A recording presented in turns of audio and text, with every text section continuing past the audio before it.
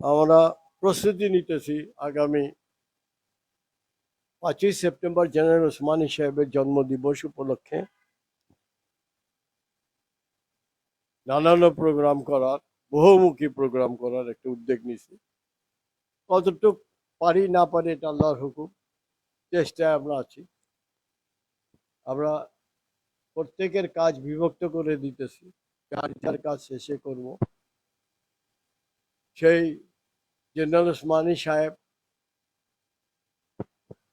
এটা 76-এ পার্টিটার জন্মলগ্ন থেকে উনি মৃত্যু পর্যন্ত এই জনতা ভবনেই ছিলেন, জনতা পার্টি করছেন। লন্ডনে গিয়ে উনি মারা গেছেন 16ই ফেব্রুয়ারি, আর ওনার দাফন হয়েছে 20ই ফেব্রুয়ারি। আর সেই ওসমানী সাহেবের জন্মদিন আমরা জন্মদিন যদি উনি জীবিত থাকতেন আনন্দের সাথে আমরা মানাইতে পারতাম। মানাইছো একবার, জীবিত থাকার সময় মানাইছে। এখন প্রশ্ন দাঁড়ায়, জেনারেল ওসমানী সাহেব আমাদের মাঝে নাই, কিন্তু জেনারেল ওসমানী সাহেবের আদর্শ, নীতিগত দিক, কর্মকাণ্ড, ওনার হুকুম, ওনার আদেশ নির্দেশ আমরা পালন করব, এটাই আমাদের সর্বশ্রেষ্ঠ ইচ্ছা। আমরা জাতীয় জনতা পার্টি করি, কারণ রাজনীতিতে আমি বলতে কিছু নাই, আমরা আছি। আমি বলতে পারবেন না, আমি একমাত্র আল্লাহ বলতে পারে। আমি আজকে এই সংক্ষিপ্ত বক্তব্যতে আমি একটা কথাই বলবো যে আমরা এখানে যারা উপস্থিত আছি সকলেই জাতীয় কমিটির সদস্য, সম্মানিত সদস্য। আপনাদের কাছে আমার অনুরোধ, আপনারা এক অপরকে সাহায্য করবেন, আমরা যাতে সুন্দরভাবে প্রোগ্রামটা করতে পারি। এবং ওসমানী দিবস মানানোর জন্য আমাকে আমার এক ভাই বললেন, লন্ডন থেকে আসছেন উনি, সিলেটের ভাইজান, যে ওসমানী দিবস আমরা বানাই একটা লম্বা চওড়া, সেপ্টেম্বর থেকে একেবারে ডিসেম্বর পর্যন্ত, 31শে ডিসেম্বর পর্যন্ত আমরা ওসমানী দিবস উদযাপন করব। এতে ছোট বড় আরো কিছু প্রোগ্রাম থাকবে, নানান ধরনের, যেমন রক্তদান করা, এটা একটা প্রোগ্রাম। যারা যারা স্বইচ্ছায় রক্ত দেওয়ার ইচ্ছা আছে ওরা থাকবে। তারপরে আমরা ফান্ড রাইজিং এর জন্য কিছু ব্যবস্থা করব। এই পার্টিটা জেনারেল ওসমানী সাহেব নিজের মায়ের সম্পত্তি বিক্রি করে সৃষ্টি করে গেছেন। উনি আমাকে মাসে 6,000 টাকা দিতেন, সেই সময় যখন 1.5 টাকা দিয়ে বংশাল থেকে আমি এই জনতা ভবনে আসতাম। রেকর্ড আছে, সব কাগজপত্র। তো একদিন আমি জেনারেল ওসমান হিসেবে রুমে গিয়ে দেখি একটা আনারস অর্ধেক কাটছে পিয়ন, ওটা উপর করে রাখছে প্লেটের উপরে, আর একটা ছুইলা দিছে ওনার সামনে। উনি কাঁটা চামচ দিয়া ওই অর্ধেকটা খাইতেছেন। তো আমার এটা বড় কষ্ট লাগছে যে জেনারেল ওসমানী সাহেব তো ডেলি আগে একটা আনারস খাইতেন। তো আমি জেনারেল ওসমানী সাহেবকে জিজ্ঞেস করলাম যে স্যার, আপনি অর্ধেকটা আনারস খাইতেছেন, ব্যাপার কি? আমি আজ থেকে আপনার কাছ থেকে যে 6,000 টাকা নেই সেটা নেব না, 3,000 টাকা আপনি রাখবেন আপনার ফল খাওয়ার জন্য, আর 3,000 টাকা আমাকে দেবেন। এটা জোর করে ওনার উপরে চাপাই দিলাম। আর জিজ্ঞেস করলাম যে কি ব্যাপার, 24 টাকা পিস আনারস। শুনেন কথাগুলি, শুনেন, 24 টাকা পিস একটা আনারস। আমি তখন, আমার এখানে ছিল বিকাশ রায়, এখন কানাডায় না কোথায় আছে, নেদারল্যান্ডে নেদারল্যান্ডে আছে বিকাশ রায়, আমার খুব প্রিয় ব্যক্তি। তার ব্যাপারে আবার পরে বলবো আরেক মিটিংয়ে। আজকে এই পর্যন্তই বলে বিকাশ রায় আমি পাঠিয়েছি যে দাদা এক কাজ করেন, আপনি 4টা আনারস নিয়ে আসেন, 100 টাকার নোট দিয়ে পাঠিয়েছি। ওই 24 টাকা দিয়ে 4টা আনারস আনছে।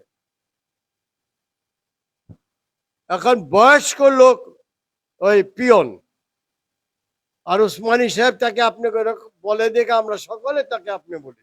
কেন আছে রবি, রবি সকলে আপনি কথা বলে ওর সাথে।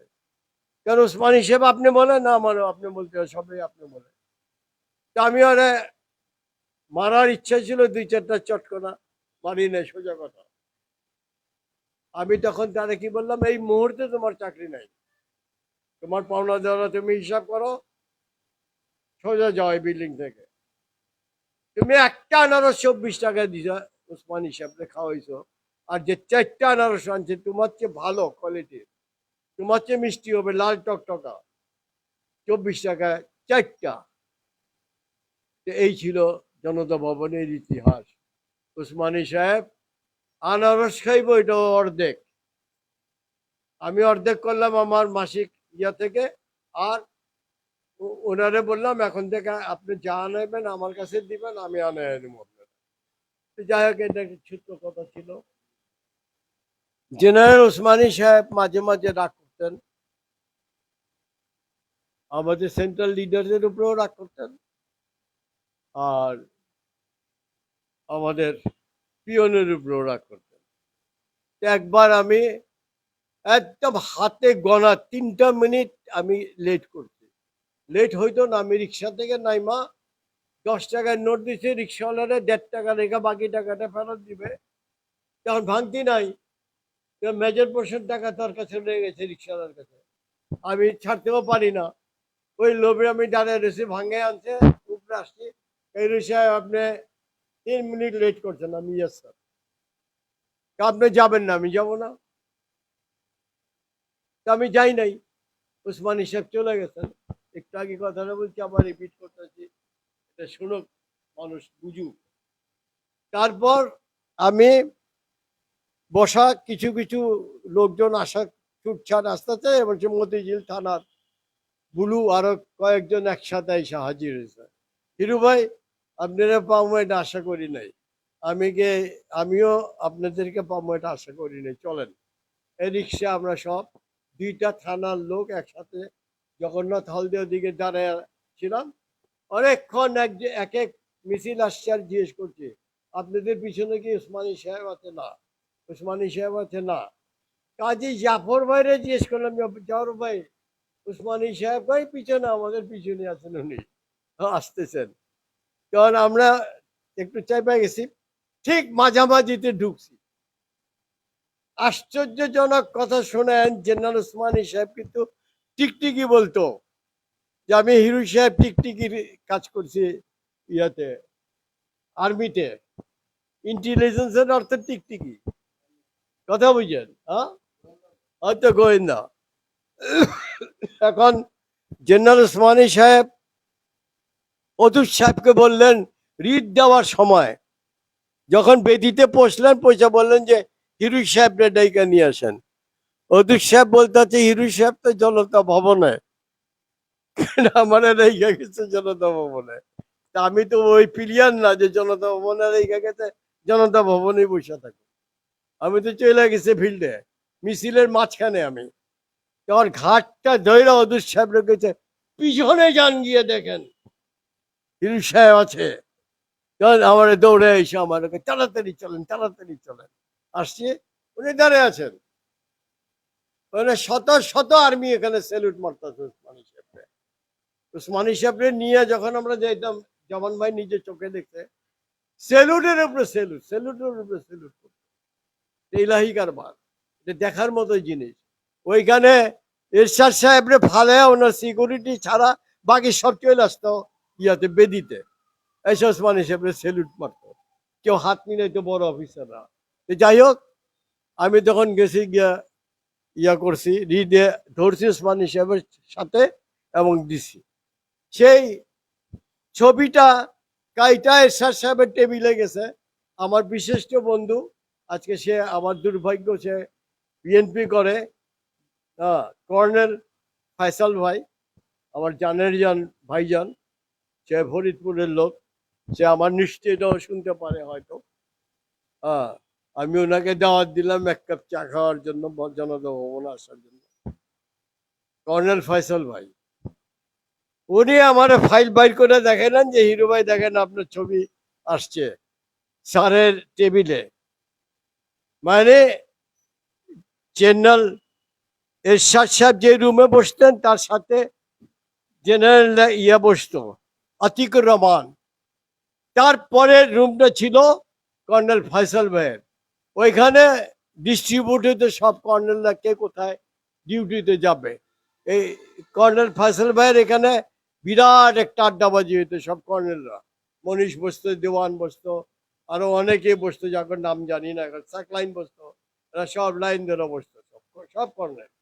হ্যাঁ, এখন আমার কথাটা হয়েছে যে আমরা যদি ওই যে আমার ভাইজান দিন বললেন যে যদি মুজিবুর রহমান হিসেব বলে তো 3 দিন 3 রাত কথা বলতে পারবো, এটা সত্য কথা।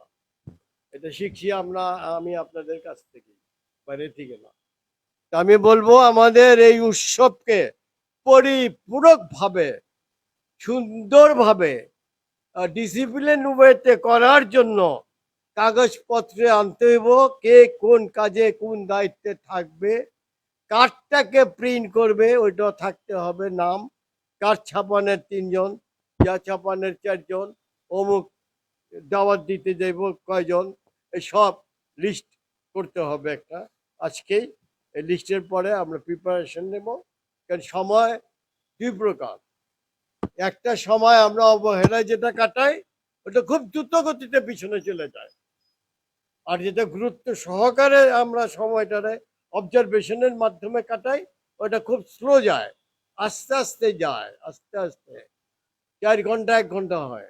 কথা বুঝছেন? এখন আমার কথা কোনটা, আমরা গুরুত্ব সহকারে 5ই সেপ্টেম্বরকে পালন করার উপলক্ষে নিজ নিজ দায়িত্বে আমরা আমাদের কাজ পরিপূরণ করব, এই ওয়াদা থাকলো। সাথে সাথে আমি আপনাদের সাথে যে কাজ আমাকে দিবেন সেটাই করব, আমাকে যে কাজে লাগাবেন সেই কাজে করব, আমার কোনো আপত্তি নেই এখানে। আর আমি এর আগের অভিজ্ঞতার আলোকে যেসব ত্রুটি ছিল আমাদের ওই সময়, ত্রুটিহীনভাবে কিভাবে এই প্রোগ্রামটা করা যায় সেটা আপনাদেরকে জানাবো। এটা করলে এটা হয়, এটা করলে এটা হয়, এটা করলে এটা হয়, এটা করলে সুন্দর হয়, এটা করলে অসুন্দর হয়, এটা করলে টাকা বেশি লাগে, এটা টাকা কম লাগে।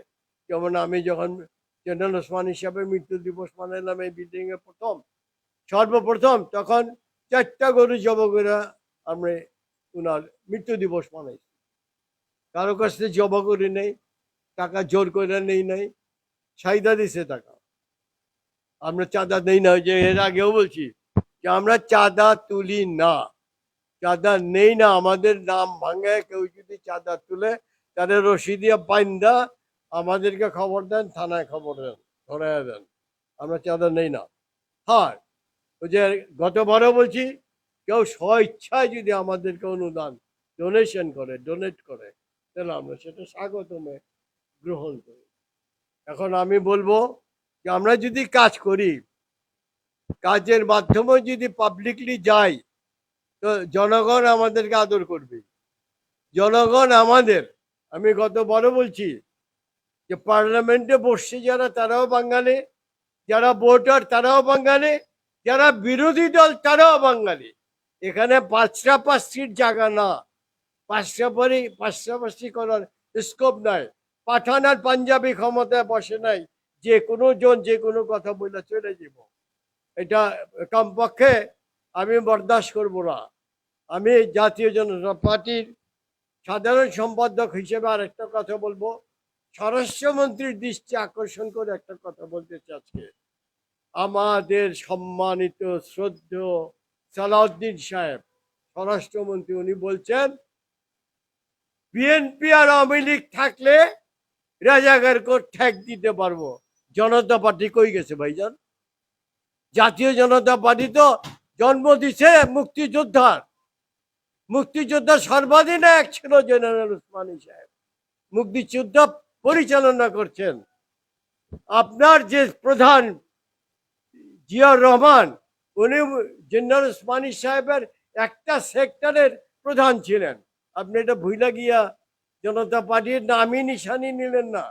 আরে রেজিস্ট্রেশনের দরকার পড়ে না তো পার্টি করলে, আমরা সাংবিধানিক ক্ষমতা বলে আমরা পার্টি চালাইতেছি।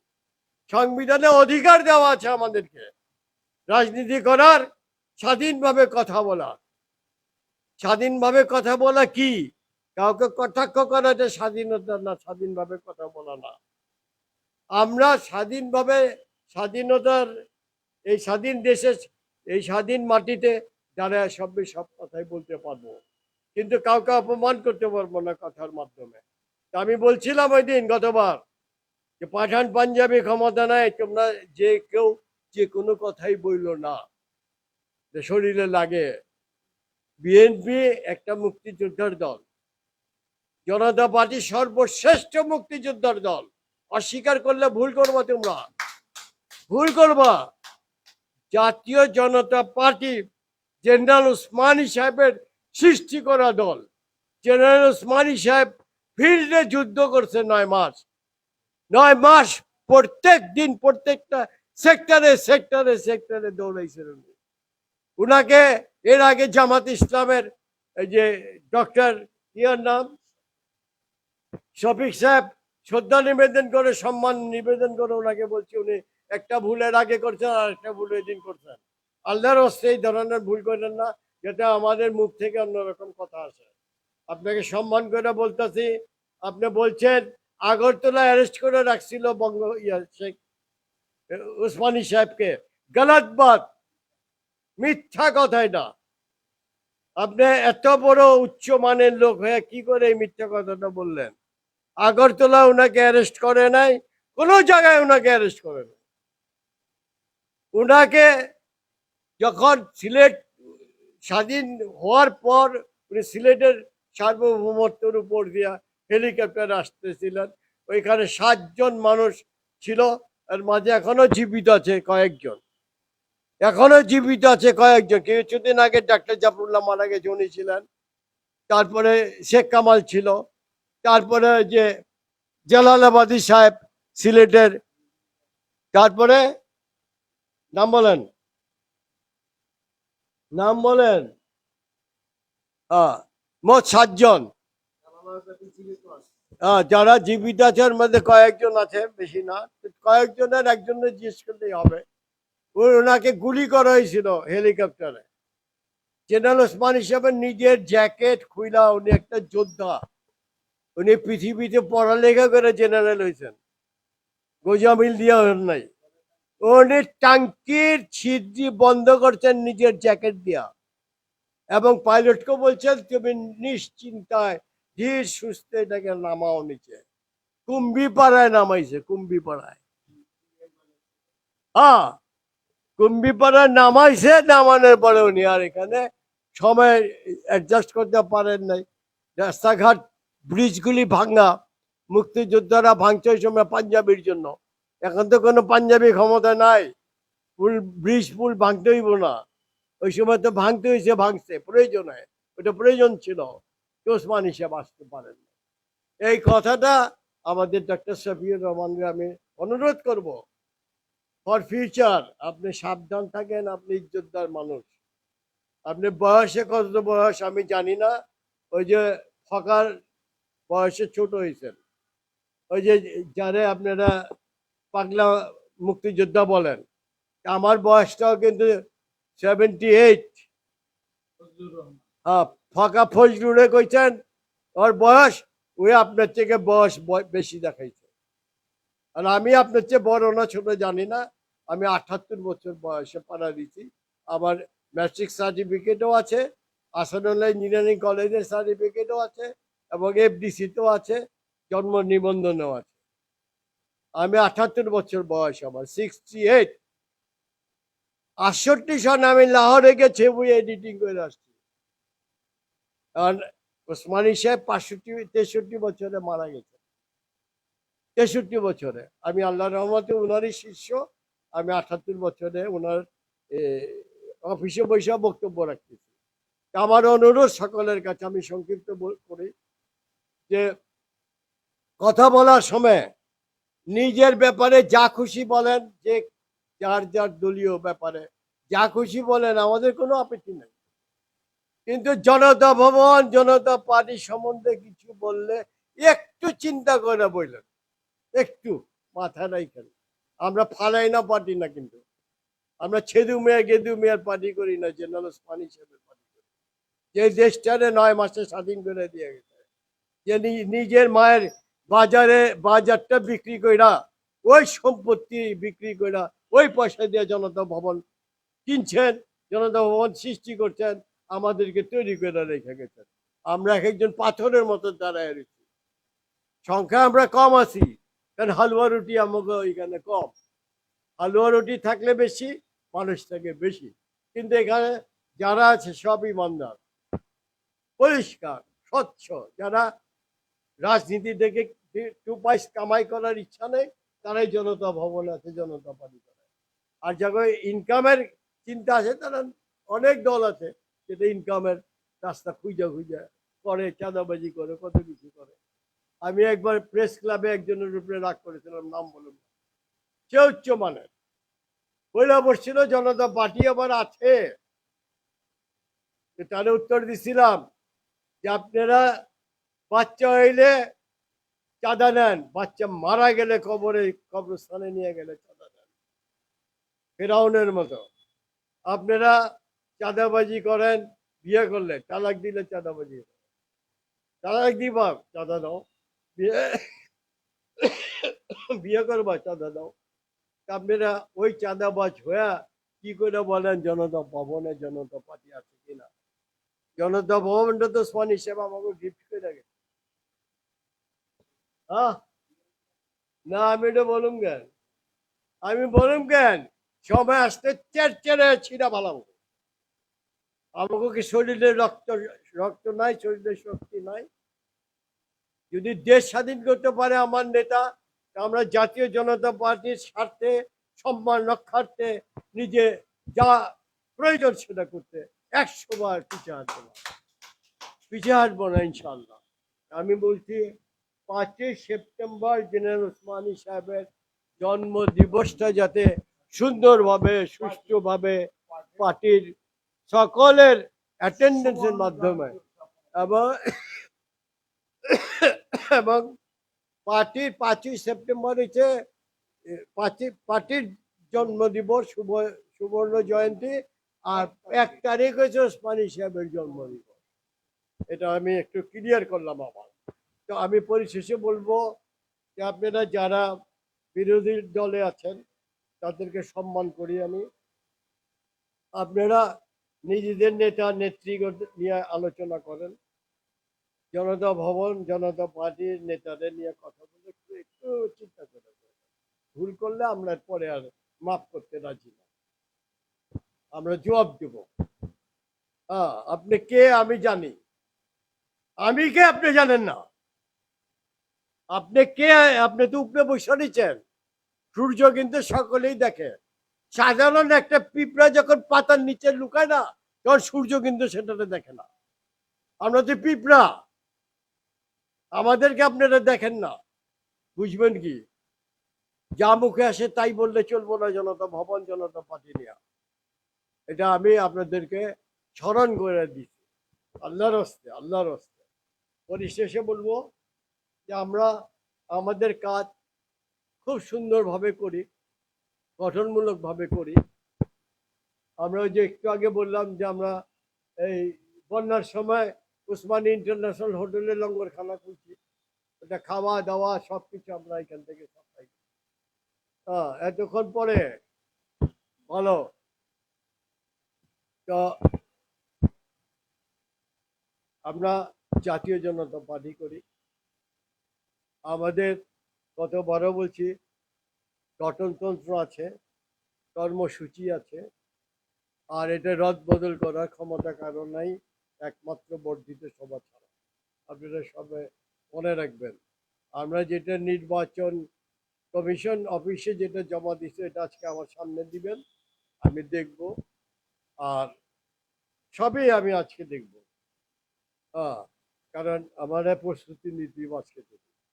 তো পরিশেষে বলবো যে আপনারা যারা জনগণ, বাংলার জনগণ ওসমানী সাহেবকে যতটুক চিনেন, যতটুক জানেন, যতটুক বুঝেন, সবচেয়ে বেশি বুঝেন কোনটা? উনি আপনাদেরকে একটা দেশ যুদ্ধ করে উপহার দিয়ে গেছেন। এটাই যথেষ্ট, এটাই যথেষ্ট। কে ডাক দিচ্ছে, কে ঘোষণা করছে, কে কি করছে এটা পরে। প্রথম কে যুদ্ধ করছে, কে দেশ স্বাধীন করছে। এই দেশ স্বাধীন করছে 9 মাসে ওসমানী সাহেব। এটা সবচেয়ে বড় কথা। তারপরে সব কথা, তারপরে সব কথা। 11টা সেক্টরের একটা সেক্টরের প্রধান ছিল একটা রাজনৈতিক দলের নেতা। অমুক একজন, অমুকের একজন, তারা অর্ধেক কাজ করে একজন চলে গেছে, আরেকজন আসছে। এই সব তো আমরা জানি। কিন্তু 78 বছরে বংশালের মতো জায়গায় জন্মগ্রহণ কইরা মুজিবুর রহমান হিরো এখন পর্যন্ত বংশালই আছে, গুলশানে যায় নাই। কথাটা বুঝার চেষ্টা করেন। যে জায়গায় আমি 6টা পোস্টে ছিলাম, তখন কোনো অন্য রাজনৈতিক দল জন্মগ্রহণ করে নাই। আমার অনেকে বলে, হে আগে ইয়া করতো আওয়ামী লীগ। আরে বেটা, আগে তো আওয়ামী লীগই ছিল, তোর বাপেও তো আওয়ামী লীগ করতো। তখন তো বিএনপি জন্মগ্রহণ করে নাই, অন্য অন্য রাজনৈতিক দলরা জাসদ ফাসদ মাসদ এগুলি জন্মগ্রহণ করে নাই। যখন মুসলিম লীগ কায়দা আজম মোহাম্মদ আলী জিন্নাই সেখানে মুসলিম লীগ সৃষ্টি করে গেছে মধুর ক্যান্টিনে। কয়টা মানুষ জানে? কায়দা আজম মোহাম্মদ আলী জিন্না পৃথিবীতে একমাত্র ব্যারিস্টার যে 20 বছরে ব্যারিস্টারি পাস করছে। সে এইসব মধু ক্যান্টিন, মধু ক্যান্টিন। আমার কথা শুনলে অবাক হইবেন আপনারা। মধু ক্যান্টিনে সৃষ্টি হয়েছে মুসলিম লীগের। মধু ক্যান্টিনের সৃষ্টি হয়েছে এই ইউনিভার্সিটি হবে বাংলাদেশে কি হবে না, রবীন্দ্রনাথ ঠাকুর আমাদের বিরোধিতা করছে। আজকে রবীন্দ্রনাথ ঠাকুর আমরা সম্মান করি, সম্মানী লোক সম্মান করি, কিন্তু এই রবীন্দ্রনাথ ঠাকুরে ইউনিভার্সিটি হোক বাংলাদেশে, এটা উনি চান নাই। চাইছে কে? যারা চাইছে তারা ছিল এখানে। মূল এখানে ছিল, হোতা ছিল আসান মঞ্জিলের আসানুল্লাহ, নবাব আসানুল্লাহ সাহেব। সত্য কথা কইতে অনেকে শরম লাগে। সত্য কথা বলেন, শরম লাগবো না, শরম নাই। সত্য কথা শরম নাই। আমার বাপ কি ছিল এটা কইতে শরম নাই। আমি চৌধুরী, আমি ভুইয়া হইতে পারুম না। নাম বদলা ফেলায় অনেকে, অনেকে রাজনীতিতে মন্ত্রী মিনিস্টারের নাম চেঞ্জ করে বলা, সাথে আরো 4-5টা উপাধি লাগায়। তা আমি আমার বক্তব্য শেষ করব, আমার বাবুল ভাইরে ছুটি দেই। আগামী ভবিষ্যতে আরো কথা বলবো আপনাদের সামনে, যদি জীবিত থাকে। আর যদি আল্লাহ নিয়ে যায় তাহলে আমার ক্ষমা করে দেন। আল্লাহ হাফেজ। জাতীয় জনতাবাদী জিন্দাবাদ।